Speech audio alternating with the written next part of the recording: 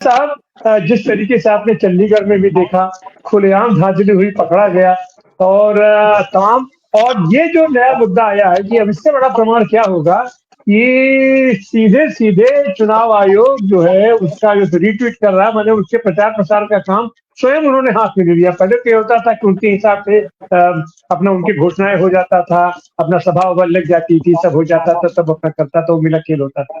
लेकिन ये तो अब तो खुल करके उसका जो तो इलेक्शन सेल खुल गया है भाजपा के अंदर और उस तरीके से काम कर रहा है आपका निर्वाचन आयोग। जी तिवारी साहब, आपका बहुत बहुत धन्यवाद। ऐसा है कि ये जो हम डिस्कस कर रहे हैं ये पिछले काफी देर से चल रहा है, अलग अलग फॉर्म में चल रहा है, अलग अलग तरीके से चल रहा है। आपने हमारे चंडीगढ़ की एग्जांपल दी है। आप ये देखिए कि वो व्यक्ति जो इस सारे उसमें इन्वॉल्व था, सुप्रीम कोर्ट ने उसको इंडाइट किया है, वो व्यक्ति धड़ल्ले से कॉरपोरेशन के मेंबरशिप भी वहां पर मीटिंग्स भी अटेंड कर रहा है और वहां पर मुखर होकर के बोल भी रहा है खूब दबा करके। पीछे भी कुछ उसकी फोटोज ऐसी आई जैसे बिल्कुल बदमाशों की तरह। और एक और चीज है कि असल में बात यह है कि डेमोक्रेसी के अंदर चेक्स एंड बैलेंसेस होते हैं और वो चेक्स एंड बैलेंसेस डेमोक्रेसी को कायम रखते हैं। कई जगह पर लिखित रूप में है, जैसे कि अमेरिका है, कई जगह के ऊपर जो है वो अंडरस्टूड होते हैं। हमारे संविधान में भी चेक्स एंड बैलेंसेस हैं, लेकिन ये जो चेक्स एंड बैलेंसेस हैं ये खत्म हो गए हैं। डेमोक्रेसी तब काम करती है अगर सारी सत्ता, सारी पावर की चाबियां जो है वो एक जगह एकत्रित ना हो, बल्कि अलग अलग जगह पे रहें, ताकि एक दूसरे को देखा जाए कि कौन अपनी पावर का मिसयूज कर रहा है। यहाँ पर ऐसा नहीं है। यहाँ पर एग्जीक्यूटिव भी वही है, लेजिस्लेचर भी वही है, जुडिशरी भी वही है। और अगर ऐसा होता है तो उसको लोकतंत्र नहीं कहते, उसको डिक्टेटरशिप कहते हैं। और एक तरह से ये डिक्टेटरशिप का सामना हम सब लोग कर रहे हैं। और उसमें जितने भी इंस्टीट्यूशंस हैं, जितनी भी संस्थाएं हैं, जितनी भी संरचनाएं हैं जिनके ऊपर डेमोक्रेसी खड़ी होती है, वो धीरे धीरे करके ध्वस्त हो रही है। और आपका जो इलेक्शन कमीशन है उसमें से एक है।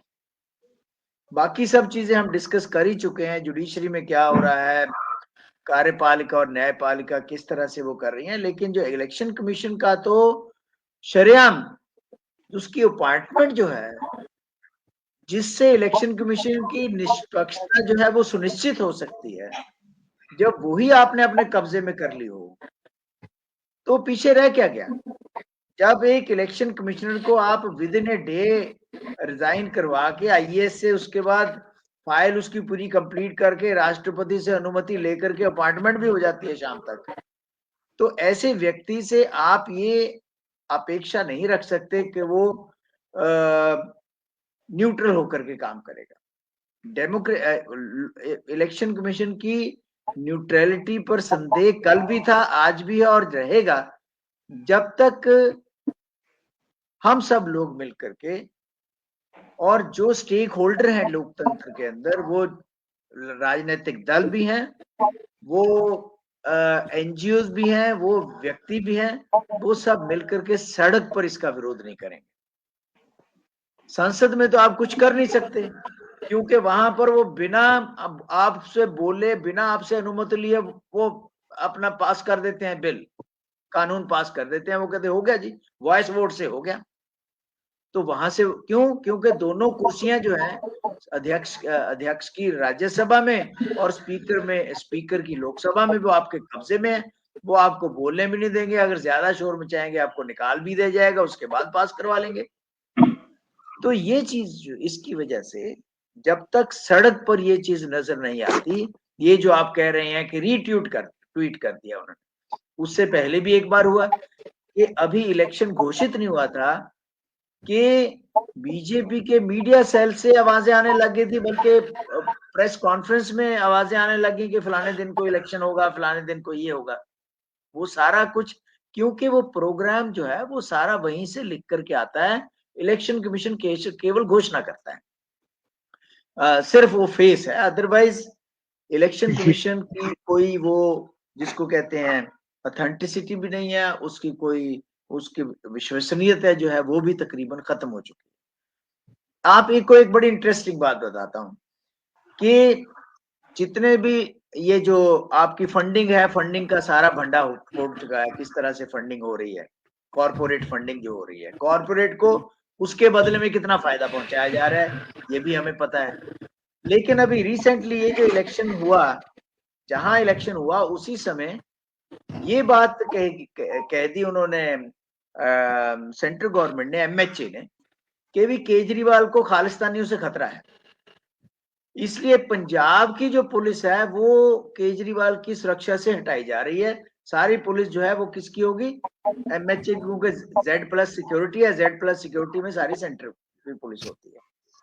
यानी कि आपने पंजाब, क्योंकि पंजाब में आम आदमी पार्टी की सरकार है और पंजाब की पुलिस जो है उसको ये सोच करके, ये तो नाअहल है, वो करना क्या है, करना ये है कि पूरी मॉनिटरिंग करनी है, ये व्यक्ति कहाँ जा रहा है, क्या कर रहा है, कोई और एजेंसी उसमें आनी ही नहीं चाहिए।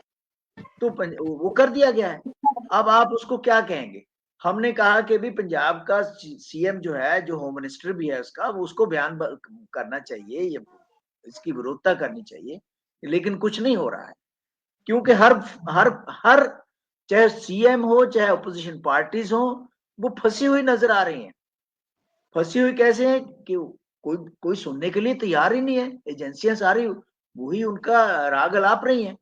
यहाँ पर तो ये सिचुएशन हो गई है यूनिवर्सिटियों में, और उसमें जो प्रोफेसर हैं जिनकी ये अपेक्षा होती है कि वो सही को सही और गलत को गलत कहलाना सीखें, वो सब दंडवत प्रणाम कर रहे हैं उन लोगों के सामने जो लोग सेंट्रल के अपॉइंटेड है। अभी ये वाइस चांसलर की अपॉइंटमेंट में क्या हो रहा है यूजीसी द्वारा, आप ये देखिए ना कि बिल्कुल उन्होंने सारा कुछ अपने हाथ में कर लिया है। यानी सेंट्रल यूनिवर्सिटीज तो हाथ में थी, जो स्टेट की यूनिवर्सिटी जहां का चांसलर जो है गवर्नर होता है, गवर्नर आपको अपॉइंटी है, वही सर्च कमेटी बनाएगा, वही उसके बाद फैसला करेगा कि इसको अपॉइंट करना है। यानी आप हायर एजुकेशन इंस्टीट्यूशन के सारे इंस्टीट्यूशंस को आप अपने पूरे कब्जे में कर रहे हैं। तो ये जो है, इसीलिए मैं कह रहा हूं कि इसको हम डिक्टेटरशिप ही कहेंगे। जब कोई कहता है कि ये लोकतंत्र जो है ये तो बड़ा हम लोकतंत्र के उसमें बहुत नीचे जा रहे हैं, तो कहते हैं नहीं जी, वो जो एजेंसीज हैं, इंटरनेशनल एजेंसीज, वो हमारे विरोध में है, इसलिए कर रही हैं। तो इसलिए जी हमें सर। जब तक इस चीज को मोबिलाइजेशन नहीं करनी पड़ेगी, उस समय तक ये नहीं होगा। जब तक सेक नहीं लगेगा, उस समय तक कुछ नहीं होगा। जी जी सर, बहुत बहुत धन्यवाद। हम चलते हैं धनंजय शिंदे जी के पास। शिंदे साहब, आप तो ईवीएम पर इतना लंबा आंदोलन चला रहे हैं और आप आम आदमी पार्टी के, आप एक जिम्मेदार, आप उसके नेता भी हैं, आप उसके पदाधिकारी हैं। जो चीजें आ रही हैं, जो अब तक चीजें खुल के आ रही थी कि सारी धांधली हुई और किस तरीके से खुलेआम आंख में धूल झोंका जा रहा है, और अब तो आपके संजय जी ने कह दिया कि कल से अपना चुनाव प्रचार पर विधिवत अपना उतरेगा। ऐसी हालत में आपको क्या लगता है, दिल्ली में आपकी सरकार बन पाएगी? जरूर। आम आदमी पार्टी की दिल्ली में सरकार बन रही है और उस वजह से भारतीय जनता पार्टी के नेतागण बौखला गए हैं।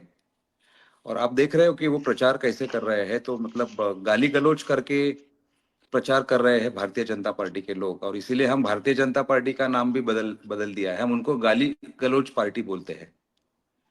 तो भाजपा बौखला गई है, भाजपा के नेता बौखला गए हैं। भाजपा की जो आईटी सेल जिसे कहा जाता है, जो जहर वह फैलाने की कोशिश करती है, भाजपा की आईटी सेल बौखला गई है। और साथ साथ में भी हम कल तक चुनाव आयोग को चुनाव आयोग कहते थे, क्योंकि जैसे डॉक्टर सुनीलम जी ने कहा, यूपी का चुनाव हो या 2014 से जितने भी चुनाव हुए हैं, 2014 का लोकसभा का चुनाव, बाद में अलग अलग राज्यों का विधानसभा का चुनाव, 2019 का लोकसभा का चुनाव, और अभी का भी 2024 का भी जो लोकसभा का जो चुनाव हुआ है, इस डोमेन में काम करने वाला कार्यकर्ता के तौर पे हमारा स्पष्ट इल्जाम है कि 2014 का चुनाव और उसके बाद में जितने भी चुनाव हुए, सभी चुनावों में धांधलियां हुई है। धांधलियां बहुत ही सौम्य शब्द है, मैं तो कहूंगा कि चोरी की गई है। और चुनाव आयोग जो भारत के संविधान का 324 से लेके 329 जो कलम है उसमें चुनाव आयोग की जिम्मेदारियां बताई गई है। चुनाव आयोग का उत्तरदायित्व जो है इस देश के जनता के प्रति है। चुनाव आयोग के जो मुख्य चुनाव आयुक्त है राजीव कुमार जी, उनकी सैलरी हम देते हैं, जनता देती है इस देश की। चुनाव प्रक्रिया इंप्लीमेंट करने वाले जो लोग हैं उनकी सैलरी देश की जनता देती है, वो जनता के नौकर है। और जब नौकर, हमारा नौकर जब बदतमीजी से काम करेगा तो हम क्या करते हैं उसमें? घर का जो नौकर होगा उसको तो हम उनको 4 शब्द सुनाते हैं या हम उसको जॉब से निकाल देते हैं। मैं बहुत जिम्मेदारी से कह रहा हूं कि राजीव कुमार जी और चुनाव आयोग जो है उनके ऊपर महाभियोग चलाना चाहिए। हम क्या कर सकते हैं इसमें? आम आदमी क्या कर सकता है, आम और नागरिक क्या कर सकता है? पहली चीज हमें ध्यान में रखनी पड़ेगी, अभी जो 6 महीने पहले चुनाव हुए मई में लोकसभा के, वो चुनाव भारतीय जनता पार्टी को मैच फिक्स करके जितवाए गए हैं। तो अपने नौकर ने बहुत बड़ी गद्दारी की है मालिक के साथ में। तो नागरिक के तौर पे हम क्या कर रहे हैं? महाराष्ट्र में विधानसभा का जो भी चुनाव हो उसमें भी बड़े पैमाने पे धांधली हुई है। एक तो रस्ते की लड़ाई करनी पड़ेगी हमें, दूसरी जो चुनाव आयोग और जो भी संस्थाएं हैं सरकार की उनके साथ में कम्युनिकेशन करना, और तीसरी न्यायालयीन लड़ाई। तो ऐसे मसले में कैंडिडेट जो होगा, जो विक्टिम है इस प्रक्रिया का, जिसके ऊपर अन्याय किया गया है चुनाव आयोग के माध्यम से, महाराष्ट्र में पिछले 1960 से महाराष्ट्र का जो स्थापना हुआ इस स्टेट का, तभी से लेके अभी तक एक ऐतिहासिक घटना घटी है जिसका ट्रेडिशनल मीडिया में कुछ भी लिख के नहीं आता। महाराष्ट्र में करीब 80 कैंडिडेट्स ने इलेक्शन पिटीशन हाईकोर्ट में दाखिल करी है। यह बहुत बड़ी ऐतिहासिक घटना है, ये दुनिया को नहीं पता, जनता को नहीं पता। दूसरी सबसे ऐतिहासिक घटना यह घटी है कि जो ईवीएम मशीन के माध्यम से जो वोट गिने गए हैं उसके ऊपर या इस प्रक्रिया के ऊपर कैंडिडेट्स एज अ विक्टिम, उनका विश्वास नहीं है, इसीलिए उन्होंने वापस जो 5% जो मशीनें हैं उसका काउंटिंग की प्रक्रिया के लिए अर्जी की है करीब 95 कैंडिडेट्स ने। यह दूसरी ऐतिहासिक घटना है, पिछले 60-65 साल में ऐसा कभी भी नहीं हुआ था। विधानसभा के चुनाव के बाद में कैंडिडेट ने ऐसा एप्लीकेशन किया। अभी सुप्रीम कोर्ट ने जो जजमेंट दिया है ये रिकाउंटिंग के बारे में, उसमें स्पष्ट तौर से जो गाइडलाइंस दी है वो, और ये अभी जो चुनाव आयोग क्या करने वाला है, जो ईवीएम मशीनें हैं उसका डेटा पूरा निकालने वाली है। और सिर्फ एक जो डेमो दिखाती है ना, मॉक टेस्ट, मतलब सुप्रीम कोर्ट के जजमेंट का कंटेम्प्ट चुनाव आयोग करने जा रहा है। और इसीलिए महाराष्ट्र में महाविकास आघाड़ी के जितने भी उम्मीदवार हैं उनके साथ में हम क्लोजली काम कर रहे हैं। आज हमारी एनसीपी के सीनियर लीडर्स के साथ में मीटिंग हुई, कल हमारी ऑनलाइन मीटिंग है सभी कैंडिडेट्स के साथ में जिन्होंने इलेक्शन पिटीशन और ये रिकाउंटिंग के लिए अर्जी की है। सिमिलरली हम कांग्रेस और शिवसेना के साथ में भी बात कर रहे हैं। तो जब ये काउंटिंग जो मॉक टेस्ट होगी उसके बाद में महाराष्ट्र के सभी 95 कैंडिडेट जो है जिनके ऊपर अत्याचार हुआ है, अन्याय हुआ है, वो चुनाव आयोग को दोषी ठहरा के चुनाव आयोग ने सुप्रीम कोर्ट का कंटेम्प्ट ऑफ कोर्ट किया है, इसीलिए उनके ऊपर मुकदमा दर्ज करेंगे। और लास्ट मुद्दा मैं ये कहना चाहता हूं, महाराष्ट्र में ये आंदोलन जिंदा है। जब हाईकोर्ट में 80 कैंडिडेट्स के इलेक्शन पिटीशन की प्रक्रिया शुरू होगी, हमें पूरा कॉन्फिडेंस है कि हाईकोर्ट अलग बेंच बिठाएगी इलेक्शन पिटीशन के सुनवाई के लिए। और रिप्रेजेंटेशन ऑफ पीपल एक्ट जो है उसके कलम 59, 61 कैपिटल ए और कलम 100 के तहत महाराष्ट्र में चुनाव आयोग को पुनश्च चुनाव प्रक्रिया कंडक्ट करनी पड़ेगी, क्योंकि जो चुनाव कंडक्ट किया है उन्होंने वो नल और वॉइड है। उसके सभी के सबूत भी हमारे पास उपलब्ध होंगे। तो चुनाव आयोग के आगे जाके कैंडिडेट्स एज अ विक्टिम बहुत नाराजी है। अगले हफ्ते से हम पूरे महाराष्ट्र का दौरा आयोजन कर रहे हैं। महाराष्ट्र के सभी 35 कॉन्स्टिट्यूएंसीज में चुनाव आयोग ने जो बदतमीजी की है उसके बारे में हम लोगों के बीच में अवेयरनेस करने वाले हैं।